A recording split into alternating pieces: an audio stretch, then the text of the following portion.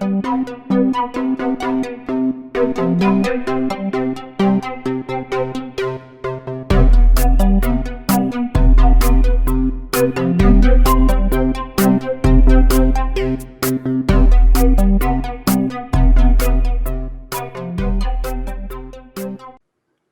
to episode number 39, can you believe it, of Silver Lining for Learning. This is a show of old friends and new friends because AACE has decided to be one of the sponsors of Silver Lining for Learning, the Association for the Advancement of Computing and Education. Thank you, ACE and Sarah Benson and Gary Marks. Secondly, this is a show about life and death. Life and death because our lives and the lives of many species of the planet depend on our guest and her friends and her colleagues.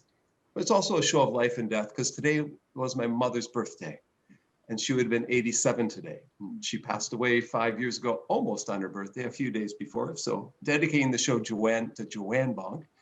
And third, this is a show about love, love, love, because we're here with someone, Cassandra Brooks, Dr. Cassandra Brooks from University of Colorado. She loves the sea. She loves researching things that are in the sea, like the Antarctic toothfish and the krill. And she met her husband on one of her trips down to Antarctica, and he convinced her not to live at the sea, but in the middle of the United States and Colorado of all places, when she in fact is a researcher who studies in the ocean, in the last ocean, as she'll talk about, trying to protect that last ocean. But her husband, a photographer on that ship, convinced her that not only he should marry her, or she should marry him, but she should move to Colorado, and they did. And so we'll hear a bit about her life as a researcher now in her evolution. I met Cassandra about 2007 or 8 when she was finishing up working for the Exploratorium in San Francisco as part of the Ice Stories projects, sending emails or blog posts to kids in schools late at night on a ship in Antarctica when they had the internet available 1 hour a day. And she had young kids, 7, 8 years old, 10 years old, 12 in the Philippines and in Indonesia and other parts of the world asking her questions. And I found it fascinating. And so I said, how would you like to be interviewed for my book, The World is Open? And she said, sure. And we kept in correspondence ever since. So she's no longer doing that particular research, but Cassandra, why don't you kind of give us a bit about your evolution? When I met you, you're a master's student. Today you have a PhD and are an assistant professor in Boulder at the University of Colorado in environmental studies, and have a PhD from Stanford along the way. Started in New Hampshire, went off to California, now live in Colorado in the middle. So why don't you fill in the gaps for all of us, and then we'll ask you some questions. How does that sound? Fantastic. So I'll share some slides and I'll share a story with you. Can you see my slides okay? Yeah, we like stories. Excellent. Yeah, Well, of course, I need to start by actually taking you all to Antarctica, this icy continent at the bottom of the world. And before the continent was discovered, the ancient Greeks actually insisted that a great southern land must exist in symmetry with the north. Without it, they said, the whole earth would topple over. And I love this metaphor because the Greeks were actually right. Because since its discovery, scientists have documented that Antarctica stores 90% of the Earth's fresh water, it regulates our climate, and it drives global ocean circulation. And despite its harsh conditions, Antarctic waters teem with life. These waters are below the point of freezing, but they absolutely teem with life. And in fact, Antarctica contains some of our last healthy marine ecosystems left in the world.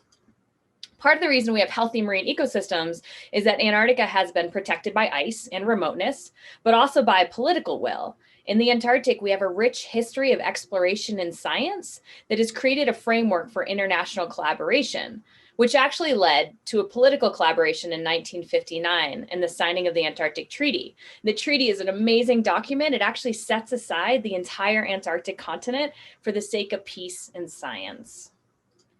Under the Antarctic Treaty System, there's another convention for the oceans, and that's the Convention on the Conservation of Antarctic Marine Living Resources, or CAMLR, and they manage the waters around Antarctica.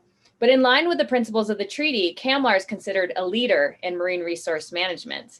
They currently have 26 different member states, and all decisions are made by unanimous consensus.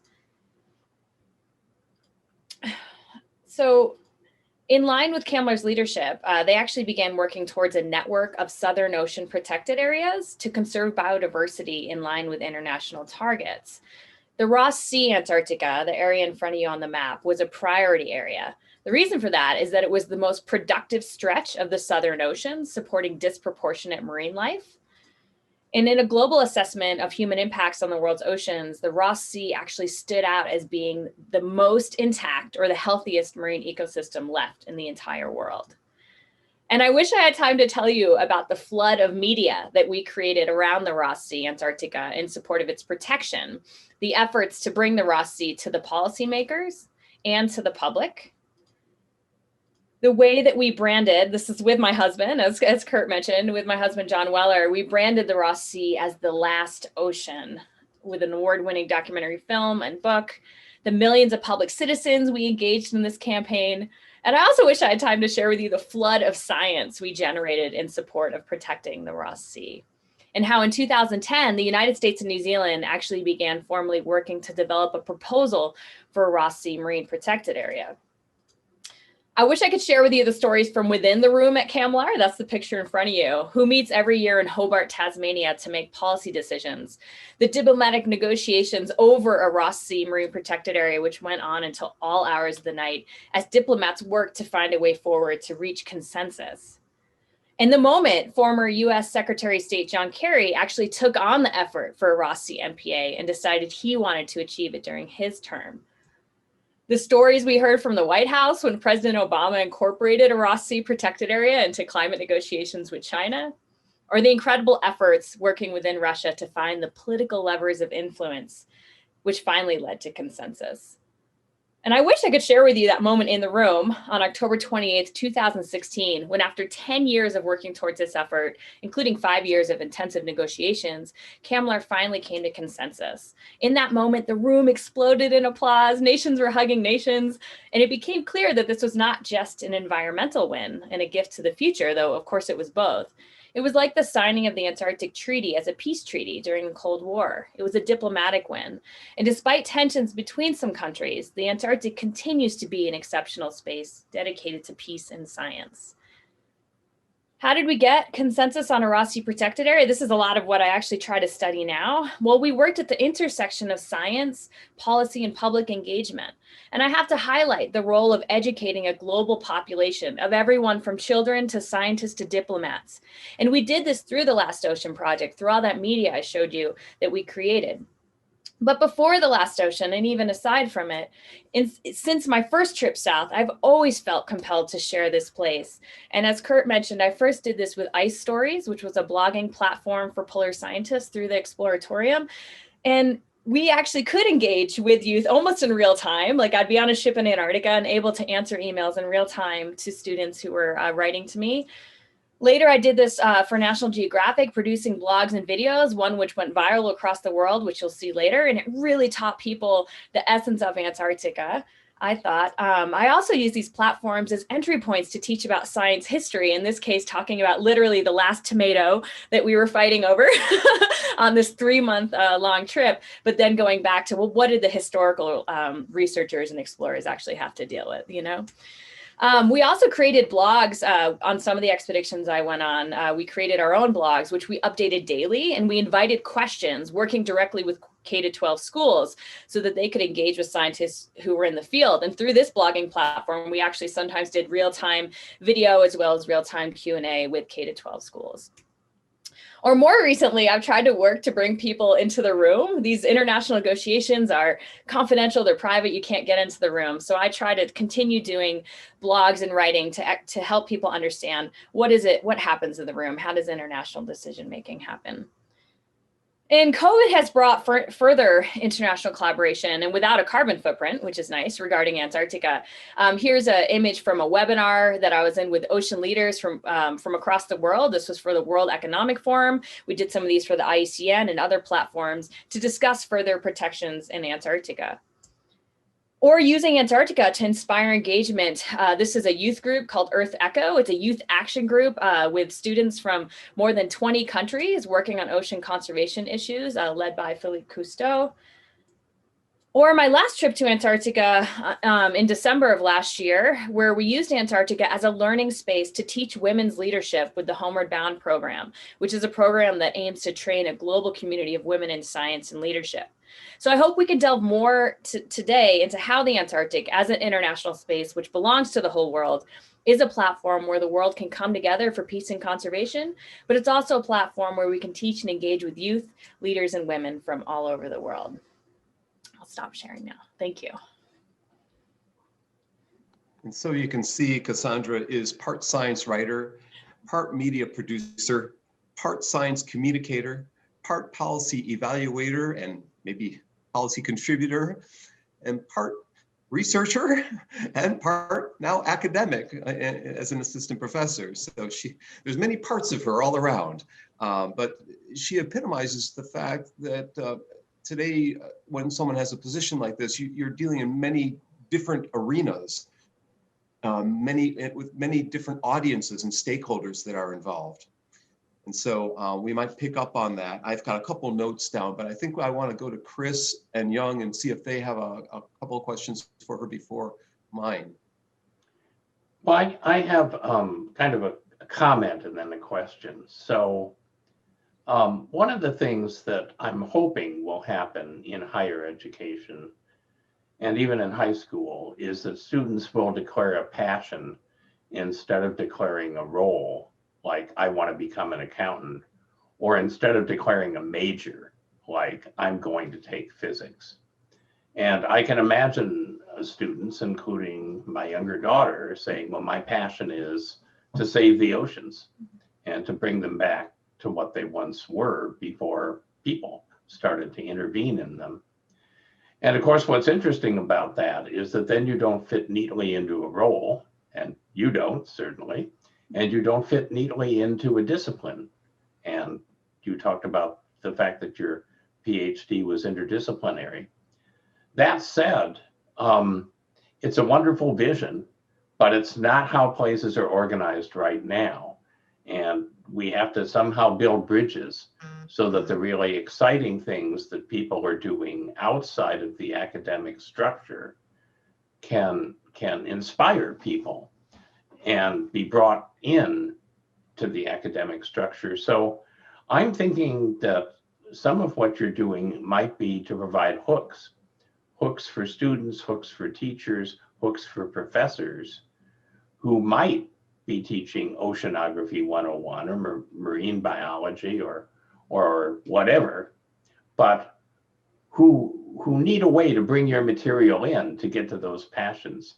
So do you have thoughts about that? Does that seem on target?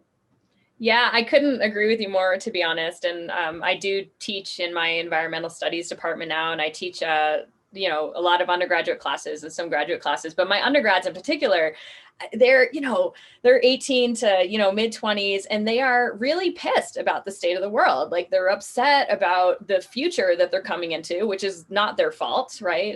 In terms of the environmental future. And I find that they're often in despair and they don't see the hope in the way forward. And if anything, what I try to focus on is conservation solutions and teaching them in the interdisciplinary fashion of how important Earth systems are, but then how important it is to know how to communicate and who you're communicating to. So I very much bring all my disciplines and backgrounds into into that space, really focused on environmental solutions. And so many of them do say to me, oh, but what kind of job can I get? And the same thing you're talking about. And my husband and I both feel very strongly that you have to follow your passion. And it's not necessarily the most rational thing to do sometimes, or the most financially stable thing to do sometimes.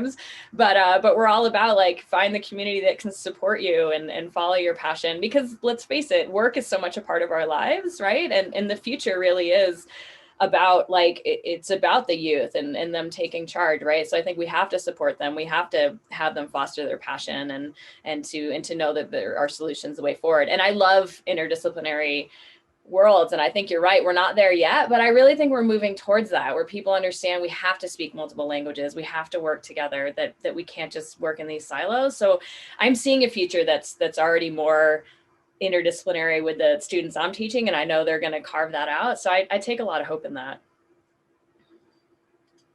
So, Chris, you have a follow-up to Cassie, that, this or do is, we want to move? Let's go to Jan. Okay. I have a question, which has nothing to do with Antarctica, but this kind of work, as you mentioned, takes dedication, takes love, takes what you were calling passion. I think in our education, we don't spend a lot of time protecting children's passion, and we don't want to encourage them doing a lot. I would really love it if you could share how passion drove you to this kind of work, what schools can do to help our children to pursue their passions. Because a lot of times schools said, okay, you should go to college, get your SAT, get your GPA up, and then you'll be fine. So share with us, you and or your husband, whatever you can. I think this is a very good example of that. Thank you. Thanks for that. Yeah, I mean, I think I'm very lucky in that I grew up in very rural part of the United States. I grew up in the woods, literally, and got to really have my backyard be my classroom. At the same time, I grew up with a Polish immigrant mother who actually, came out of World War II, came to the United States, and she had such a strong work ethic, but also very appreciative of the opportunities that the United States provided and the education could provide. So she pushed us to work hard and all that. But then I had my dad, he's actually French and Native American background, and he was much more connected to the environment and very told me to define success for myself. So I had my mom work hard, go to school, do this, do that. And my dad saying, but make sure you define success for yourself and sort of follow your heart and your passion. And I think between those two things of me being a very hard worker, I would say school didn't always come easy to me, but I always worked hard. And then that feeling yes, the outdoors were my true passion. And then it became the oceans, but I think if I hadn't have had professors along the way, teachers along the way who held me up, who helped me believe in myself. I have there's 5 kids in my family, and my oldest sister is 9 years older, and she was really the one who pushed me to understand college and then even later graduate school. And I think if I hadn't had her help navigate that for me too, that would have been a lot harder for me. But having those mentors and supporters and people who help elevate you and help you believe in yourself. It's very hard to believe in yourself and follow your passion if other people aren't supporting you. I want to have a follow-up, but this is, we've been talking a lot about this because you are a scientist, you are a policy kind of researcher. You've done all this. You mentioned about school has always not been easy, and you have 2 great parents in all this. What advice you would give to people who has a passion, but really may not have the same kind of family support? Or schools. I do a lot of research in K-12 schools. I have not been happy with many of them. So, so can you share a little bit about that, about your school experience? You don't have to bash any school. We're not asking to name the school, but just that kind of, how do we navigate through that experience? Yeah, it's a really good question. I mean, I growing up in rural part of the country, the schools I went to were not so great. And so I think that's why school was hard for me, is that I didn't get the nice training. Part of why I like being in Boulder, Colorado, I have 2 small kids, and the schools here, the K-12 schools here are exceptionally good. And I've already seen what a difference that can make. But yeah, if a student doesn't have access to good schools or good support networks, I mean, I hope that here we can work harder in the United States to have better schools and better social systems too, like whether it's the libraries or just things that students can have access to if they aren't having the support that they need. And also I think it's the role of all of us to be mentors to not just our children, but the children in our communities, So I will bring it back to the environment because that's, your passion. One of the things that I've developed a profound appreciation for over the last year is denial. I have seen more denial from human beings than I would have thought possible. And it's really humbling to see how powerful that is. I've seen denial about political and economic situations. We've seen denial about the pandemic. It's really just extraordinary. And of course, I think one of the huge problems with dealing with climate change and environmental preservation and improvement is denial. And I'm curious, I mean, when an undergrad comes into your course in the very first day, they say, I'm so passionate about this. That is wonderful, but you're not confronting the denial problem. My guess would be that it's in the policy arena where you're really up against, people who not only have individual denial, but they may have collective denial because it gets into self-interest. So I'd love to hear how you try to take somebody that's in denial and get as far as you can with them as an educational exercise. Oh, that's such an excellent question. And absolutely, like I go to these international policy meetings for Antarctica, and in the last 2 years, we've seen certain countries be in denial again about climate change. I mean, the science couldn't be more clear, especially in the Antarctic, that climate change is changing everything and rapidly happening. And to see that is really, really difficult. But I would say, what do we know about communications? We know so much that it's about if you can connect, if you can find a way to connect.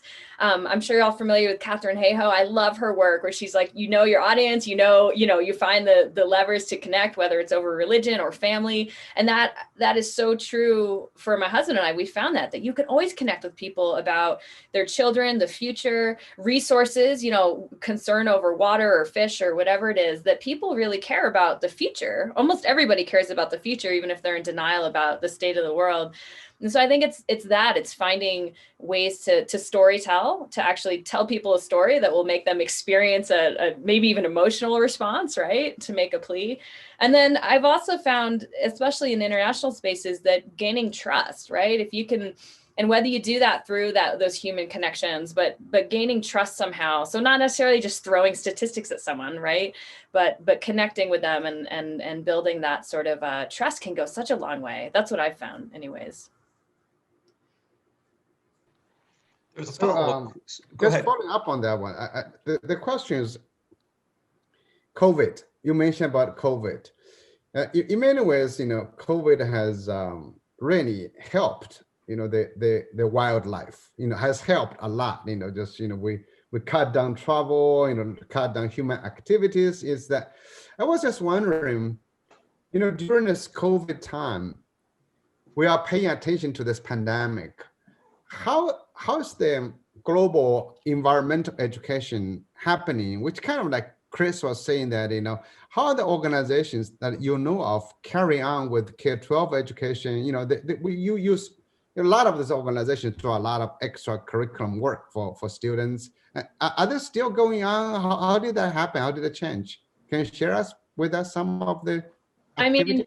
I can say that at least in Antarctica, a lot of operations have been suspended. Antarctica is the only continent without COVID. So there's strong efforts to keep it that way. It'd be very dangerous, obviously, for the scientists, but also potentially for the wildlife as well. So a lot of that has shut down. But I think as you've all seen, as you mentioned, like, gosh, the environmental impact of the lower carbon footprint, I think for us to see, I've used this as teaching in my classes now to think about, we all thought we couldn't reduce our carbon emissions. We couldn't stop flying. We needed to fly. It was our work, our life. And suddenly this crisis moment really drove us to change. And I think there's something to learn there about how crisis can lead to breakthroughs and can lead to sudden human behavior changes in really amazing ways. And so that's something I've been actually pushing my own, especially undergrads, to think more about, like, what did we just see happen there? Like, all that we thought we couldn't change, humans can't change that quickly. Yes, we can. We can change very quickly when we're motivated to. So I think there's a really interesting lesson there.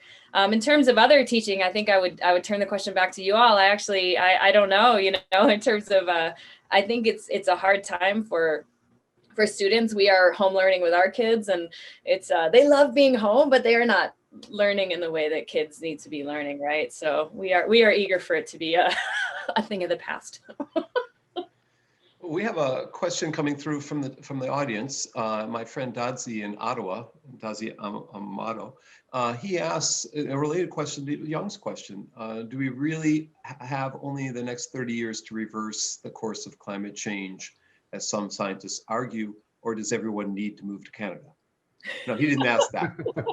You're wondering though. We're all wondering. Yeah. No, I mean, I am not a climate scientist, so I probably can't speak authoritatively on that. But what I will say is that what we've seen in marine systems and land systems is that they can be resilient. Especially, this is why I love the concept of protected areas, because it's often that, hey, if we can leave important areas alone, that they can be resilient, and sometimes in more ways than we ever imagined. So what we're seeing now is some of these tipping points, climate change happening faster in some places, but then we've also seen the system be resilient in other ways. And so I think, like I said, let's learn from the pandemic. I love Antarctica because we also saw the signing of the treaty, Antarctic Treaty, which I didn't get to talk a lot about, but it happened at the height of the Cold War. And Antarctica was a space where countries were planting flags. It was being divided like a pie.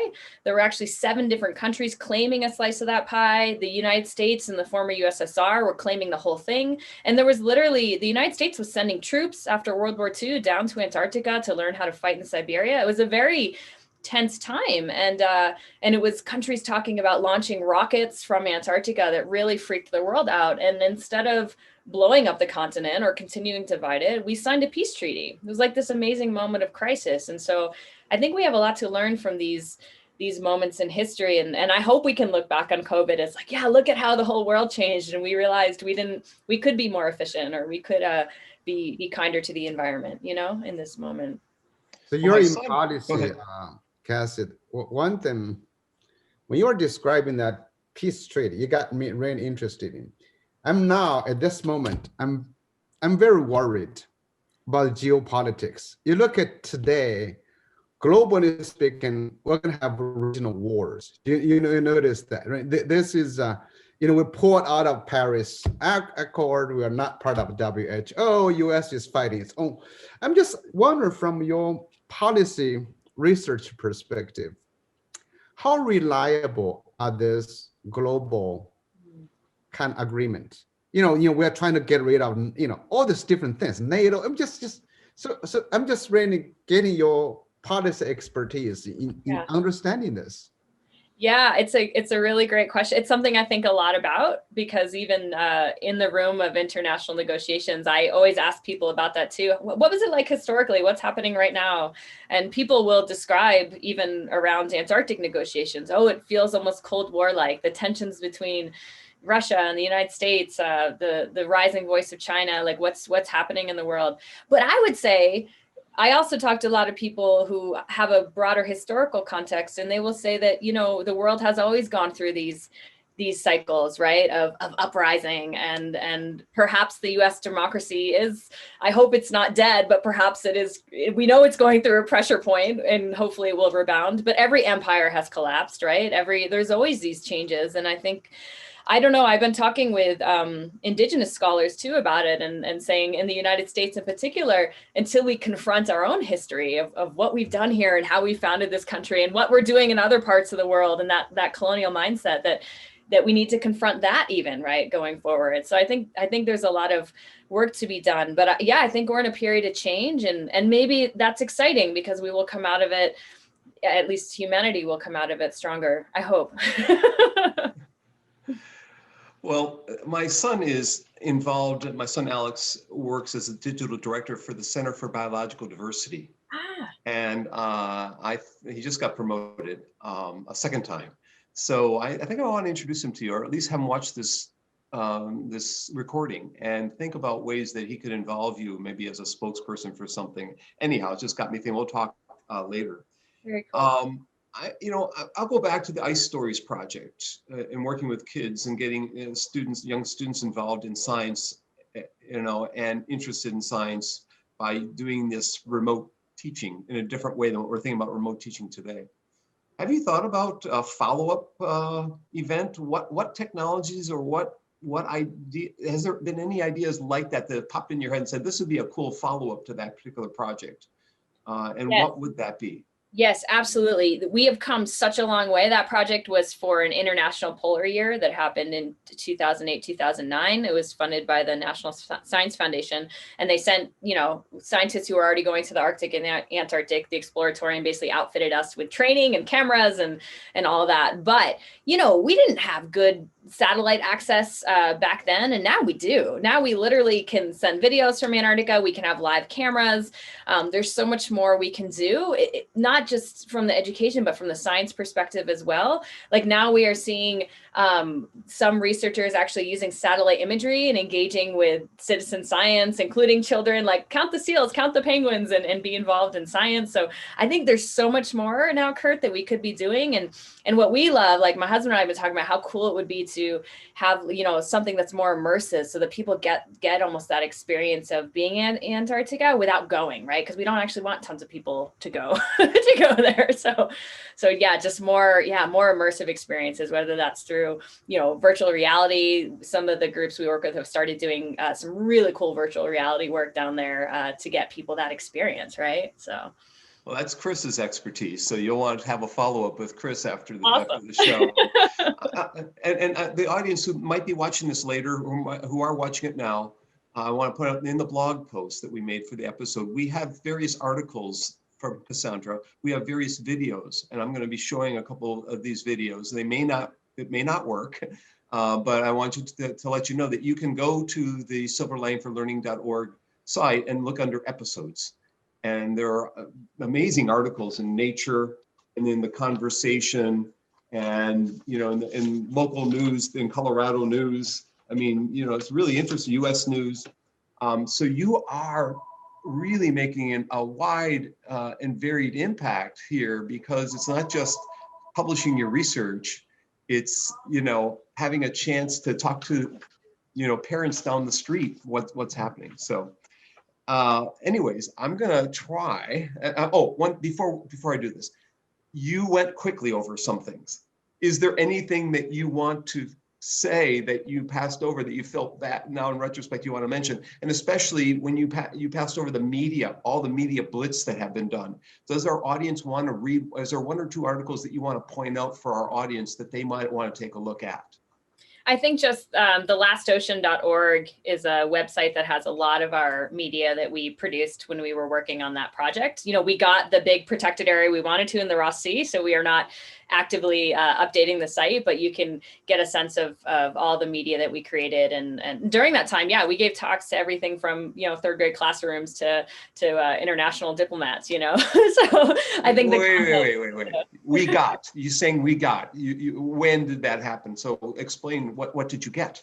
Yeah, so as I opened with, we got the adoption of a Ross Sea Marine Protected Area, and I should have highlighted when I spoke about it that it's that area is it's the largest marine protected area in the world there in Antarctica. So that was a lot through The Last Ocean, through the media we created, that we helped really create a visceral experience for people where they understood, oh, the last ocean, here's this last place that's still intact in the oceans. And we, after a long time of working on it, it was adopted in 2016. So that thelastocean.org really highlights a lot of the work that we did and the media we created. A lot of it lives there.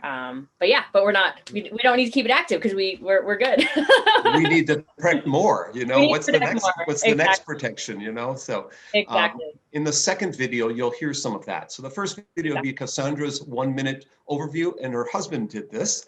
So we thank John Weller for this. So let me try to share my screen. I have to optimize sound and optimize video, and then I have to be able to find this particular event for us to show the right one. And so hang on a second. Okay. Now,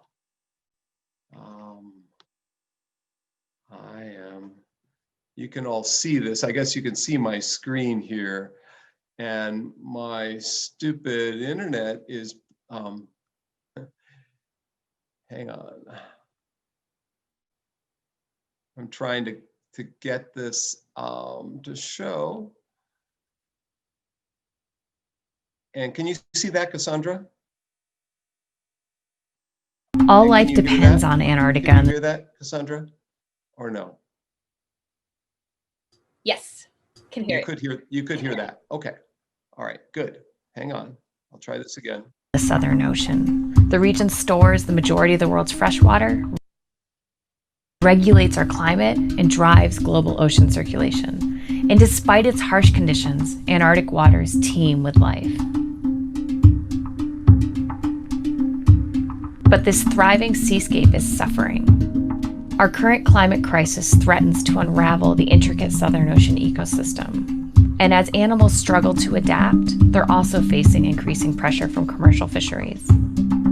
But there's a solution. We know protected areas safeguard biodiversity and can even give vulnerable creatures the best chance of enduring climate change. The key is these areas need to be large, fully protected, and representative of all life living there. In recent years, we've made progress in protecting the Southern Ocean, including when governments made history by adopting the world's largest marine protected area in the Ross Sea. But there are still vast regions of the Antarctic left unprotected. And the urgency of threats and the need to protect this place are critical now more than ever before. All life is connected to and depends on the Southern Ocean. It's our global responsibility to protect it for future generations. I'll stop that one there, and I'll try and show the second one if I can. And that's not this one here.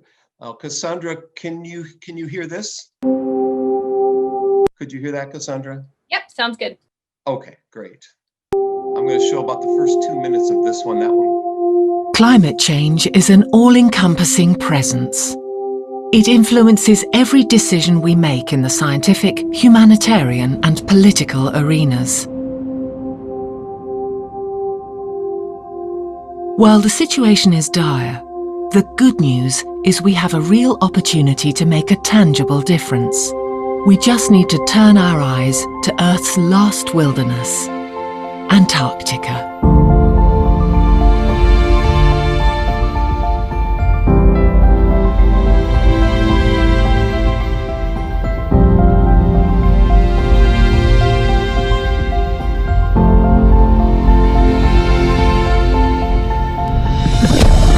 The ocean is essential for humanity.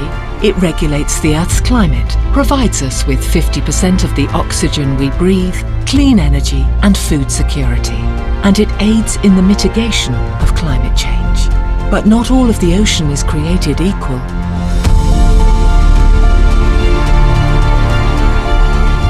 If the ocean is the lungs of the Earth, then the Southern Ocean that surrounds the Antarctic is its beating heart.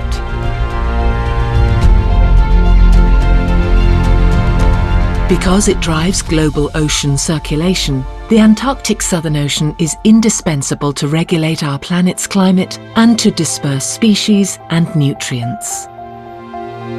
This is Antarctic krill, small swimming crustaceans that live in large schools called swarms.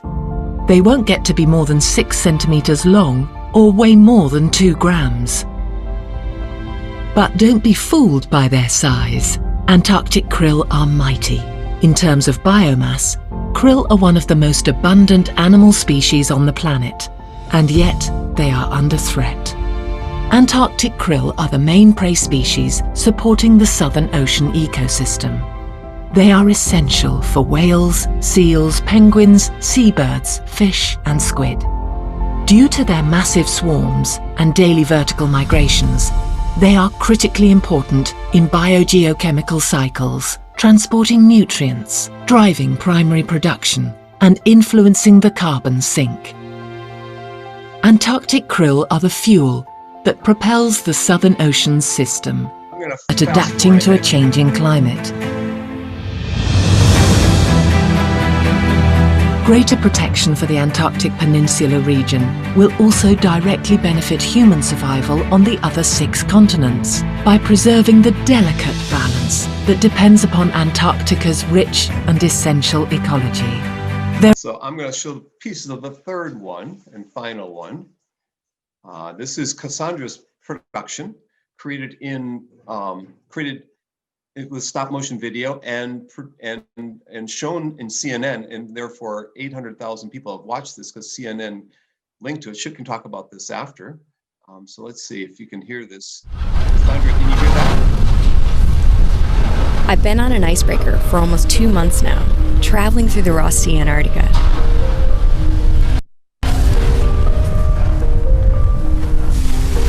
The ice has surprised me with its dynamism, providing a different scene every day, sometimes every hour, changing moment to moment. There is ice that streaked and shattered like glass.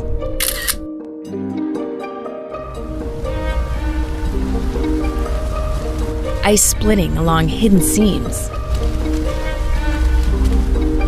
Grease ice, forming as a thin layer as the winds whip and scream. Ice forming like pancakes, first small, then growing in size, often glowing golden green with algae. Then the pancakes freeze together, forming pack ice, which breaks into flows. We traveled in search of open water amidst the ice, a polynya. These openings arise when intense katabatic winds blow off the continent and ice shelf, shoving the sea ice away and creating a pool of open water. In that open water, phytoplankton blooms and thrives. We were tracking the bloom, following the path of the phytoplankton to better understand the dynamics of the Ross Sea ecosystem. We sampled water for weeks, and then as the summer drew to an end, the ice closed in on us. The polynyas diminished in size each day, and the ice grew thicker and thicker and thicker. Some days, icebergs threatened to barricade us. Other days, we easily dodged them. Some days, the icy waters parted, only to close back up again.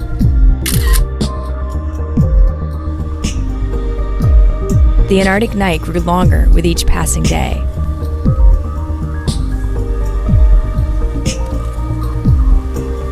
And it snowed and snowed. We searched for openings in the ice, channels we could travel through. Some days we found thin ice and coasted easily forward. Some days we found leads and cracks to ease our travel.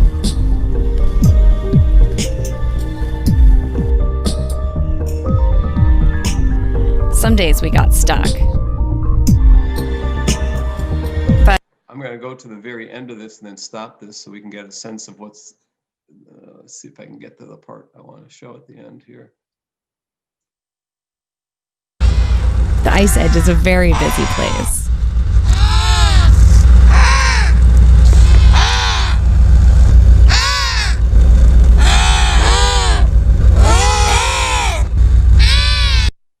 I'll stop my sharing here. So I went a little bit longer, but Chris Young,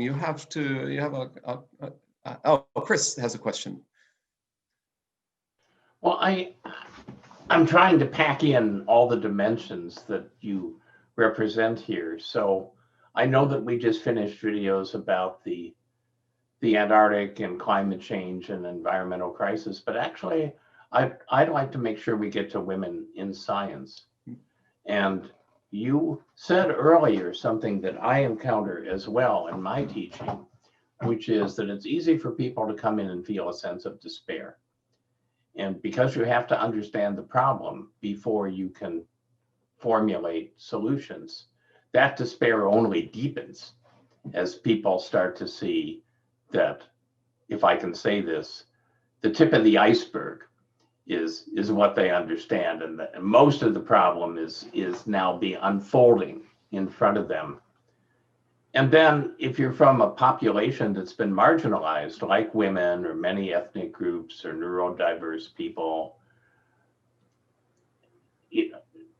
you're already dealing with an anvil around your neck. And of course, science is a field that hasn't been as welcoming as it might be to overcoming some of these barriers. So I'm curious, as you see students of any age or people of any age struggling with a sense of helplessness and despair, beyond your own modeling, which of course is fabulous, are there strategies that you use to help people really feel that they can make a difference, that it's not too late, that their voices, even if they've been marginalized in society, can be heard within science. Yeah, I have a lot of thoughts in relation to that. I mean, I think, yeah, if I can just, one of the videos that Kurt showed was out of a new group that I've helped found called Antarctica Now. And that did come out of this other project called the Homeward Bound Project. And the goal of the Homeward Bound Project is actually to train 1,000 women to be leaders in science over a 10-year period. And I had the great opportunity to be science faculty with one of their cohorts. But that really is the goal, is that actually if marginalized groups, including women in science, see more women in science or see more minorities in science, or if you actually see people, then you know that they can be a role model and that you can do that too. And so it just really is the idea that we have so many massive problems facing us right now, and that we need the greatest diversity of voices at the table. And that's women and men leading together from all different walks of life. And so I think that's a big thing there too, is role modeling that. And part of the training in the program that I learned, which was amazing to me, because I'd never had leadership teaching or training. And one of the first lessons they taught us was that until you actually know your own values and live authentically true to those values, you can't be a leader in the world. Like, you actually won't be living true to yourself, and that the profile of a good leader is just someone who's authentic and living true to their values. And that blew my mind. I was like, oh, I don't have to be like a really big man or like strong or loud or something. It's like, no, know who you are, know what your values are, and live true to that. And then actually we can all grow together in the world. But just to say too, yeah, women weren't allowed to even go to Antarctica for most countries until the 80s. So it's like my lifetime that these changes have happened. So but it shows how quickly things can happen. And I think, to the point of despair, just to close on this thought, what I think a lot too is of people like Martin Luther King, who said, I have a dream. He wasn't saying I have a nightmare. And so I try to lead my students with that. No, let's dream. Let's demand a different world. Look at Greta Thunberg. She's like, I am demanding a different world, and we are going to get there. I will not accept what's happening right now. I will not accept the status quo. And so I think just knowing that until we actually believe and demand and dream a different world, that's how we get there. And that's what I try to leave my students with. And you said you were part of this women's group, and you had a nice explanation of it off camera before we started. I know Tom Reeves is in the audience there, and he might be interested. I know my former advisee, Mana Ju, is in the audience there, and others. Could you explain? She might be interested in the Women in Science project and what it entailed. Yeah, briefly, Homeward Bound Project is what it's called. So you can look that up. That's their website. And it's a dream of this Australian woman. She started it, and her dream was, to train women in science to be leaders in the world of science and sustainability. So it's for any woman can apply to be part of this program, and they have 10 different years that they're doing it.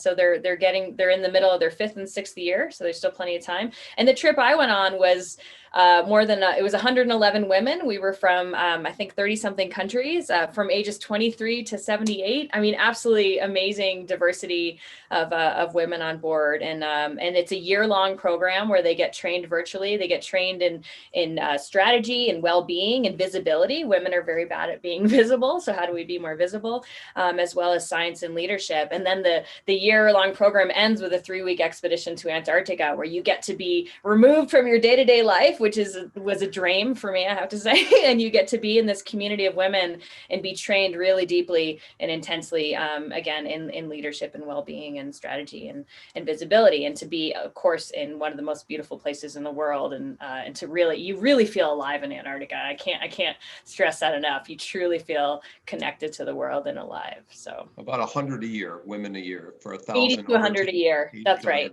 Any from education or educational technology, all from the main. Do you include outside the disciplines of marine science? Oh, absolutely. It's any woman that falls within the disciplines of science, technology, engineering, math, and medicine. And that can be broadly. We actually had communicators and educators on board who taught or communicated science or math or engineering. So any of those fields, very broadly interpreted. I'm connecting you to a couple of my former alums, Mana Ju's in the audience. And we have a question from Dazi again, talking about Indigenous, and you alluded to Indigenous a couple of times. Yeah. What can we learn from Indigenous practices in the broader interactions with nature to help us protect the oceans and the environment? And after you answer this, we'll go to Young's question. We have so much to learn from indigenous practices. I can speak to my own family from New England. I mean, just the ideas of reciprocity, of understanding you're connected to the environment, that your physical well-being, your mental well-being, all of your well-being is rooted in the health of the planet. I think we could learn a lot from that, and understanding reciprocity. Even what does that mean? And a lot of indigenous communities understand that, right? Like that what you put into the environment is what's going to come back to you. And so some would even say the situation we have with COVID was exactly that, right? Like the damage in our relationship to animals and the environment is what's now coming back to us. So I think we have a lot to learn. So this is it's really a wonderful presentation. I would never kind of myself travel to Antarctica to think about these issues. But we are all surrounded by different environmental issues in different parts of the world. During my travels in recent years, I know environmental education has truly taken some effect in some countries, like Australia. I think Australia has done a fabulous job. And you said the students, they're doing very well. I think the US is getting better. The younger generations knows a lot, but there are still many other countries. It has almost no impact. Just I'm sure you're aware of this kind of situation. So I'm just curious to say, from your perspective, have you seen any global initiative to do a lot more in younger grades, children, environmental, awareness, the issues, where they are, and it's, in some countries when they travel, it feels so sad. The young children are not, or they're misguided in that. Just can you comment on that? We got a real scientist today, so you're a real scientist. You got to share with us about that. Yeah, it's a good question. I mean, I would say even here in the United States, at least here where I live and where I grew up, like science and environment is not part of the core education. And so I would say, I don't know where it is, but I certainly think that should be part of it. It shouldn't just be a kid who gets to grow up in the woods, gets to learn something from it. People who grow up in cities, people who grow up all over. But I do think there is this change in thinking of people teaching and understanding of humans as part of the ecosystem, right? And I think that actually will help tremendously in generating students' interest and understanding of this whole system that we're part of. But yeah, I need to look into that more. I'm not actually sure who's leading on that and who's not. So, well, I raised that question because COVID. One big thing about disasters, we have this slogan now: "Build back better," right? And so COVID has really practically damaged humanity in many ways. So I was just wondering, when we go back to schools, this is one of the reasons we run this show. We don't want to run the same school. The schools were not perfect. We got to really change this. But at the same time, we see a lot of schools going back to the normal. We have the emergency that's ended as well. Welcome back to the normal.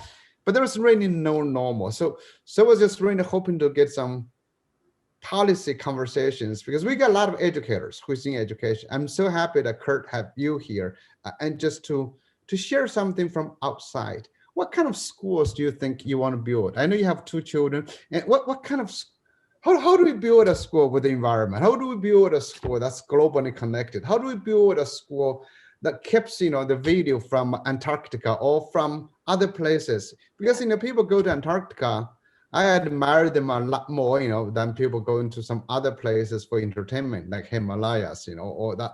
You guys were like on the moon. You were doing something special. Totally. So anyway, just can you share anything around that? Yeah, I mean, I think it speaks to a lot of what we talked about today, and even just how we have all these amazing technologies that COVID has forced us to use, right? Like where we know we can talk to people from all over the world. We know we can talk to scientists and students from other places. And I think COVID is making us start to do that more because everything's virtual. So we're like, hey, it doesn't matter where you guys are all right now, where I am, we can sit in a room together and talk. And so that's what I would hope is that my children can be in a school where they are immersed in like experiencing Antarctica. Today we are going to Antarctica virtually. Today we are having a conversation with students in Shanghai, right? Because we can. Like why would we not show students what the whole world is, like that there's so many different cultures and places, and you don't have to be rich and fly there, you know, you actually can form a relationship. So that's what I would hope. And that's where I would say, let's not go backwards. Like, let's take all these new tools that we've had all along, that we're now all experts in. We're all experts in Zoom and Google Meets and in live streaming now. Let's use these tools and really get children learning about the world and the environment, of course. Well, that's what I would say. Thank you so much, because I think, you know, we should, well, every school should be using a lot more resources than what the school has, you know. So that's, thank you so much. Kurt. Yeah, and this really links to what everyone's asking in the chat window. You have the resources. However, we got people who are from Puerto Rico in the audience that want to know about Spanish. We have John Heffernan, who's going to have us talk to people in Ireland. And we got Dazi up in Canada. He wants it translated to Canadian. No, are any of these videos translated to Spanish or other languages, or any of the resources available in other languages? And where would people go to find those? Great question. Part of the Antarctica Now group I'm with now, and I think it came out of this women's leadership thing that was women from all over. So we are actively translating our materials, at least, into French, Spanish, Mandarin, Russian, for now, at least those languages, because again, as we have more women from different places, hopefully we can do more. But I absolutely agree. Like, we have to be speaking multiple languages. And sometimes people say, if you had a superpower, Cassandra, what would it be? And I'm like, oh, if I could speak all the languages of the world, how wonderful that would be, how we really could overcome some of these barriers. But that's what we need to be doing too, right? Is having, you know, and we're bad about that in the US, where students learn English mostly. We have some immersion schools here in Colorado, but where we need to be able to speak multiple different languages, right? And we can, so. So back to the blog post. Antarctica Now is the first link, I think, in fact. So again, I can repeat that. If people want translated or resources in other languages, that's the first website they should look at?